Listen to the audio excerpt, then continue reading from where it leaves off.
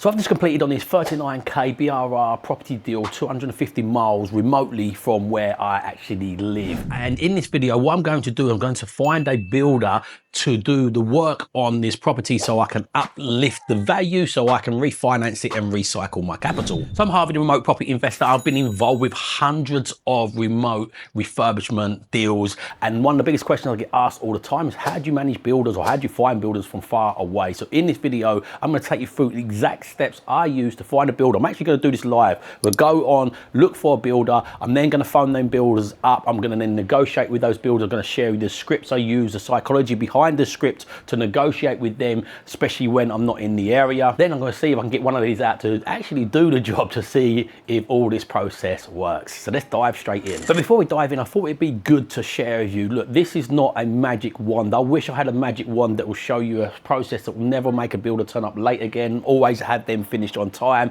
and on budget. Unfortunately, with builders, it's the most challenging part of this game, and this is what you get paid for. Don't be scared of challenges. Challenges is what you get paid for. That's why the bigger the project, the bigger the reward, and the bigger the financial reward that you will get from these projects. And the number one rule and the number one thing that I see people making mistakes with when they're trying to work with builders is they don't do this at enough volume. Volume negates luck. Like in anything, you need to speak to lots and lots and lots and lots of builders. Unfortunately, you do need to kiss some frogs, but this process does help eliminate them frogs a little bit more. Instead of you giving them a long, lingering, wet kiss, French kiss, should I say, you'll have to give them a peck on the cheek to find out whether or not they're going to be better. And it all starts with this first process that we're going to take you through. So let's dive in. So step one, actually going to find the builders. So whereabouts do we find the builders? So no matter if I was in Portugal, I was at home, or I'm investing 250 miles away from where I live, even if I wanted a builder to do some work in my own property, I'm not going to go and walk down the builders merchants or walk around the streets trying to find vans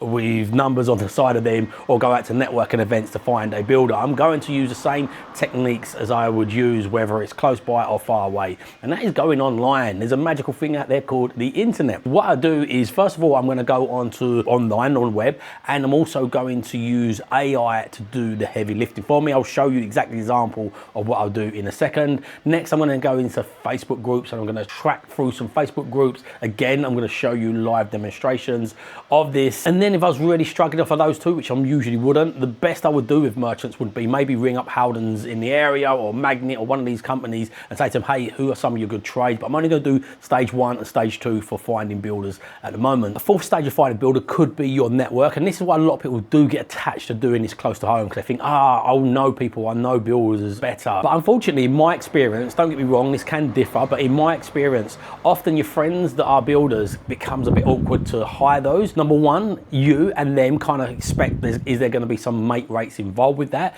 Then if the mate rates usually do get involved with that, then they put you at the bottom of their pile, because ultimately they're going to go out and try and get their best rates first of all. And in my experience, when I've used people I know, jobs usually take longer. There's an awkwardness between us because we're friends. They feel I'll be okay with them putting me at the bottom of the pile because they're doing it for me cheap. I'm not okay with that, because I don't want my property sat there empty. And yeah, I've rarely found, even on my local properties, I've rarely found people that are in my friend network that I grew up with that have worked out well. Can that work? Yes, of course it can, but in most cases it doesn't work as well as you think it will work, and you do need strict parameters around it as a business relationship to make sure expectations are managed. Otherwise you're going to then put your friendship under threat. But right, let's start with looking online. So the first thing I'm going to do is, I'm not actually going to go online. The AI tool I would use for this is called Perplexity. The reason I'm using Perplexity, ChatGPT, all these are pretty good, Claude are good. I use lots of these. I use Gemini. You'll see on my screen now, I've got loads of different AIs that I use, but I use specific ones for specific things. Perplexity, I find, scrapes a net in more current time better. Like Claude, for example, it might have changed by the time I release this video, but they have only got access to the net like with a delayed effect, like a month, 2 months, can't remember how long that delayed is, where Perplexity just goes straight online and scrapes the net. Can't go into Facebook groups yet, unfortunately, but there will be ones out there soon. So I'm going to go into Perplexity, and I'm going to prompt it this prompt. I am looking for a builder in Stockton-on-Tees in the northeast of England. I've got a buy, refurbish, refinance project, but I want a handyman, not a builder. I want them to just do a kitchen. I'm going to upcycle the kitchen, just changing the new cupboard doors, new worktop, new sink, some splashback like cladding put around there, a cooker hood put in, and a couple of wall units hung. I want labour only. Could you scrape the net and find me some handymen in Teesside that will be suitable for this, but also put me together together a bit of a specification for the job as well. So what I do is stop it there, but this will now be in my history of my chat. It's going to give me a long line of all these recommendations, but it's going to give me the link of there. So that is my first port of call. I'm also then going to ask it to do that on Tracker Trade, because it'll go straight to Tracker Trade. It's online and find people on Tracker Trade. So I want a big long list, because this is a repetition game. You've got to ask a lot of builders. You can't just find out one person that's going to be perfect for you straight away. You've got to speak to multiple builders, and often even when you speak to multiple ones, like if you get a list of 10, maybe 5 of them will answer your message, maybe 6 or 7 of them, then out of them 6 or 7, maybe 2 of them will come through with a quote. Especially with the pitch we're going to give you, we're going to try and get them to give us a loose idea, which I'm going to cover in one of the future steps. So next I'm going to jump online and I'm going to go into Facebook groups. This is a really powerful little hack as well that I'm going to share with you here. Log into your Facebook and then you go on to groups. What I'm going to search for here is first of all some local groups, like not property ones. You do want the property ones. So one in my area will be the property thing. So if you're in the Northeast, definitely join this group. It's a great group. And what I'm going to do is I'm going to search here, handyman, a bit more competitive in here, I find. But this handyman will then search it in here and find anybody that's mentioned the word handyman in this group. So straight away in here we've got Chris the handyman, who's just in there anyway. Any recommendations for a decent handyman? And what I'm going to look is in these comments here, the replies for this. So we've got a few replies in here, and I would do that across a number of groups. So these groups as well work really well. Items for sale in the area, you have to join the group. So look, we find a group like this straight at the top of this actual group here. We've got this guy as a maintenance guy hitter, so I'd probably put him on the list, and I'm going to put in handyman. Then what I'm going to do as well is on these recommendations on here, this works really well, is you can go straight to Messenger, and I will then drop a load of these ones from Facebook, a voice message straight away with the same script that I'm going to use when I go to the next steps and phone up somebody. So stage 2 is phoning up these builders. I've now got a list of builders that I want to phone up, and one of the little tips and advices that I will give around this is the ones I'm looking to phone first of all is, because this is a light job, I'm looking for one that's got a landline number, because if they've got an office number, sometimes they have got a virtual office number, like I mean a local area number, but often the ones with a mobile number on there are usually manned with a van. They're usually cheaper. Depends on what sort of size job. So if I'm doing like a 50k, 100k refurbishment, I want a full team and I want that to be a bit more structured. But little jobs like this, I would prefer to have a man with a van who hasn't got a secretary and all these other overheads that get baked into the price. So they're going to be a lot more reasonable. That is one little tip here, but let's phone up this first one now. And once I phone them afterwards, I will go through the psychology of the script and what I was saying and why I was saying it. Hello, is that Bob? No, it's not Bob. Alright, so I looked online, Bob the handyman, it come up as. Are you a handyman? Yeah, I am a handyman, but it's not Bob. Sorry, mate, I don't know why it's come up as Bob on the thing that I've searched as. But what's your name, mate? Sorry? Richie. Hi, Richard. How you doing today, mate? Good. Good man, good man. Yeah, just phoning up. I'm a landlord. I've got a few handyman jobs. We're overspilling and overloading our current handyman. I just wanted to see what your availability is like and if you're up for taking on more work, mate. I am, but I don't think I can take any more on at the minute. I'm fully booked up for that week. You are? Okay, mate. Yeah, no worries. Thanks for your honesty. And yeah, I'll try you again in the future, and if it eases up, and hopefully we might be able to squeeze something in. Oh, yeah, no worries. Nice to meet you. I'm really nice to meet you anyway. Cheers, mate. I'll catch you later on. Bye. Bye. Bye. So first call, again, what I said is repetition. You need to be prepared to phone up lots and lots of builders, because often, look, he was booked up. Good builders are often going to be fairly booked in as well, by the way. You very rarely you can get them actually straight away tomorrow, but sometimes they've got these little windows of opportunities, and sometimes you want to phone them back up and again get that sense for them on that first call. So let's try the next one. The next one is called Richie's Handyman, so I'm not sure if that is the same guy now that I'm going to be actually trying to ring. So there you go, another non-answer, but what I will do is I will ring him back 3, 4, 5 more times, because he is a handyman with his own number on there. So he's probably under a sink, painting a wall, and not had a chance to answer that. And that's the pros and cons of these one-man band sort of style ones, is they are cheaper, but they've not got answering services to answer for you. And if they did, they would be a lot more expensive anyway. Let's try the next one. This number's actually come up with my phone. I think I've worked with this guy before as a photographer. Welcome to the O2 messaging service. Again, there's no answer on that one. So again, let's keep going. This is the frustration thing when it's trying to find builders. People get peed off with that. They do 2 or 3 phone calls, they go, this don't work, and then they just get fed up and they just stop. This is why this space is very easy. Like a lot of people ask me, is it competitive? Yes, it is very competitive, but it's not hard to beat the competition if you've got determination and staying power. Hello, mate. I got your number off a line. You're a handyman. I am, mate, yeah. Excellent. My name's Harvey. I'm a landlord, local, well, not local in the area, but I've got local properties in and around, sort of like Teesside, Thornaby, Billingham and so forth. Just looking to add an extra handyman to sort of our workflow. I just want to see if you've got availability and just ask a few questions, if that's okay. Okay, mate? Yeah, fire away, mate. Excellent. What's your name first? I thought it didn't have a name when it got Thornaby Handyman. Carl, nice to meet you, mate. I'm Harvey, as I said. So yeah, Carl, quick question. I've got a few jobs at the moment. We've got some handymen, but I just need more. We've got just quite a lot of work and more ongoing work kind of thing. So what sort of jobs do you cover, Carl? Anything and everything apart from gas and electric, really. So anything from plumbing to bathroom fitting to log burners, install, chimney sweeps, flooring, and general just day-to-day property, dishes, gutters, roofing, yeah. Oh, excellent. Excellent. Yeah, we've got a load of properties and we pretty much need all those things doing all the time. So, okay, amazing. Yeah. So at the moment I've got a kitchen. I can send you over pictures of this.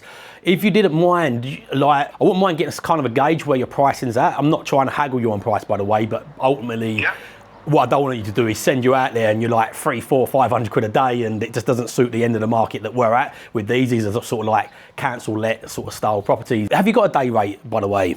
Do day rate or anything like that. I just do per job because I'm in and out, shaking all about, and then I'm gone, sort of thing. Yeah, okay. I'm not looking for peanuts and cheap labour, but also we're not at the higher end of that. We're not looking for granite worktops and super high-end finishes. We want everything done nice and safely. I know what you're saying, yeah. I'm pretty reasonable, to be fair. I mean, I'm booked up till about June at the moment, so... Okay, that's cool. That's always a good sign anyway. It's nice to know because then we might just get you something booked in for a little bit in advance, and then once we squeeze that little space in your calendar, we can then hopefully then move forward. But we've got about 10 units in total in a kitchen. All I want to do is change the cupboards. I can supply that from Howdens. Change the cupboards, worktops and sinks, and I want to put 2 more units on the wall, put up an extractor fan, put some cladding splashback on the back of that and an upturn. What sort of range would you be in for that, like ballpark? I'm not going to hold you to it, obviously.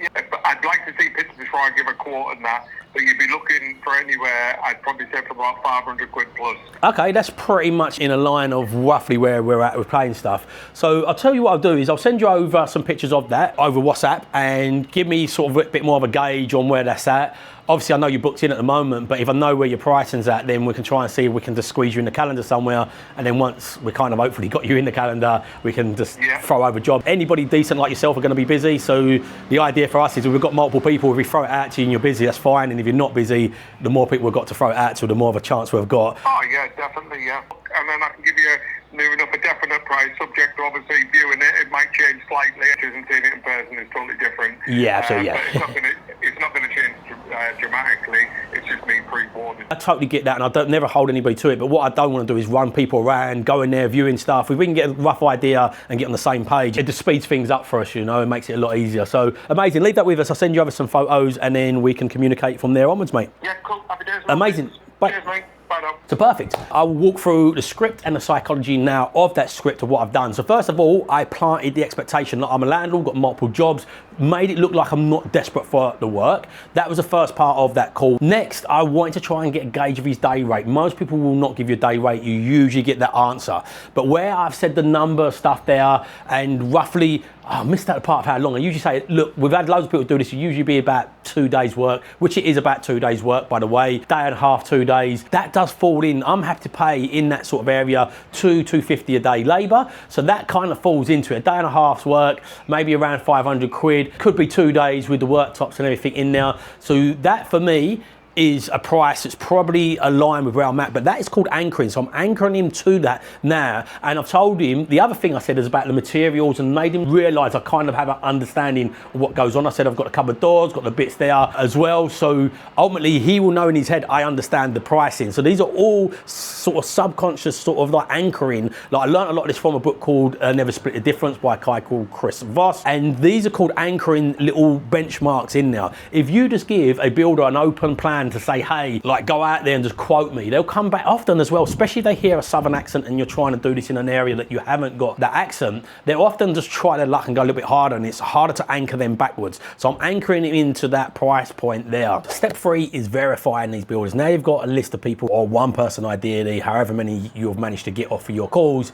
you want to verify that they are the real deal. There's a few steps you want to do with this, and I'm going to take these through live with you as well. But number 1 is go and try and check them out on Companies House if they have got a company. One caveat is a lot of handymen won't. They will be sole traders. Number 2, you want them to send you over a copy of their indemnity insurance. I wouldn't do that on the initial first call because it's too invasive and it makes them feel like you're just too fussy. On their first call, you just want to keep it as bond building as possible and not be too demanding. But once you've got them to quote, that's when you start coming in with like how you will pay them and all the other stuff like that. Then you want them to send you over a ton of photos of proof. And again, I wouldn't do that on their first call. I'd ask that afterwards. Like, so once you made that first bonding call, just keep in touch with them, message them, say, hey, do you mind sending me some example jobs that you've worked on? That's if the websites that you've got haven't got those already. And just ask them, could you speak to some of the people that have worked with them as well? Number 4 would be looking at their work, and how you get around this in the area would be either use Viewber. If they're doing a current job, send Viewber out. It costs £30. It's very much worth doing that. It's a company that just does viewings for you and does inspections and stuff like that. Or ask a letting agent in the area. So you've got a letting agent that either manages your properties, or reach out to that letting agent and say, hey, look, I've got a property project coming up. We need an agent, but we need somebody on the ground that can do some snagging and stuff like that. Would you mind doing it? Most of them will actually say yes as well. They're the main ones that you can use if you don't live in the area like I am and you're doing this remotely. But even if you're in the area, for me, a lot of this stuff will be just done all online anyway. Again, if they've got current jobs as well, ask them to go around with a video. It's nowhere near as good as actually seeing it, but still getting them to do a FaceTime on one of their current projects to show what they're up to, what they're doing, that will be absolutely wonderful as well. And you can even ask them, say, hey, do you mind, is the person there you're doing a work for, do you mind if I have a little quick chat with them? And you could ask them some questions, hey, how's it been working with them, etc. The other thing is check them out. As I said, if you're going to check them out on Companies House, and this will bring up the website, this will be all the companies in the UK. What you want to do is you want to find information about somebody. So in here, you'll go here to start now, and you would enter the company name into there. And what it'll do is it'll bring up their company history, and it'll show you how long they've been trading for, their balance sheets. If this has been formed in the last sort of 6 weeks, then it could be a red flag unless they've been working as a sole trader beforehand and they've got history and proof of that. Yeah, and the other option for checking them out as well is Facebook. What you want to do is view their profile and to see how much on their profile is around what they're saying they do for their job. Dig in, look for history and proof off of what they've been up to, and just try and triangulate that information across multiple sources. So obviously finding the builder is just the first part of the puzzle that you have to solve. You've then got to manage them once you've found them. So make sure you watch this video here on how to manage builders remotely or close to home.